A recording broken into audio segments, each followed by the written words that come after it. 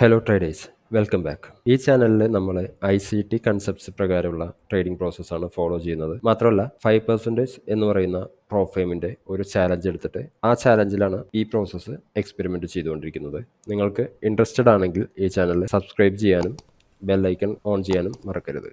Okay, so ഇന്ന് എടുത്ത ഒരു EURUSD ട്രേഡിൻ്റെ അനാലിസിസ് വീഡിയോ ആണിത്.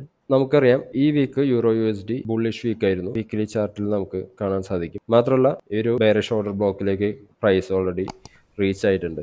മേ ബി ഈ ആഴ്ച ഹൈ ഓഫ് ദ വീക്ക് വരുന്നത് തേഴ്സ്ഡേ, അതായത് ഇന്നായിരിക്കാം. കാരണം ഡെയിലി ചാർട്ട് നോക്കുമ്പോഴും പ്രൈസ് ഈ പർട്ടിക്കുലർ ഓർഡർ ബ്ലോക്കിൻ്റെ 50% നിന്ന്, അതായത് മീൻ ത്രഷോൾഡിൽ നിന്ന് ഒരു റിജക്ഷൻ കാണിച്ചിരുന്നു. 4 hour ഫ്രെയിമിലേക്ക് വരുമ്പോൾ okay, I will replay the chart.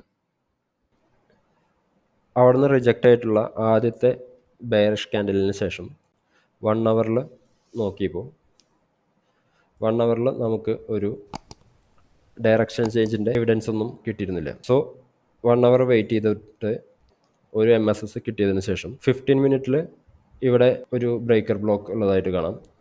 അതേസമയം തന്നെ 5 മിനിറ്റിൽ ഇവിടെ ഒരു മിറ്റിഗേഷൻ ബ്ലോക്ക് ഉള്ളതായിട്ടും കാണാം. സോ ഞാൻ ട്രേഡ് പ്ലേസ് ചെയ്തത് ആ പർട്ടിക്കുലർ മിറ്റിഗേഷൻ ബ്ലോക്കിൽ ലൈനപ്പ് ആയിട്ടാണ് പ്ലേസ് ചെയ്തിരുന്നത്. 4.5 പിപ്സ് ആയിരുന്നു എൻ്റെ സ്റ്റോപ്പ് ലോസ്. ഒപ്പം ടാർഗറ്റ് ചെയ്തത് ഈ പർട്ടിക്കുലർ ലിക്വിഡിറ്റി ലെവലാണ്.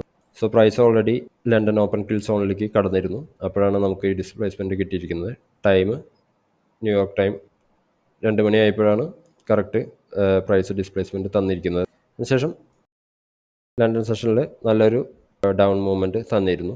ഒരു 1:2 ട്രേഡ് ആയിരുന്നു. ഇതിനുശേഷം എന്താണ് ഉണ്ടായിരിക്കുന്നതെന്ന് നമുക്ക് നോക്കാം.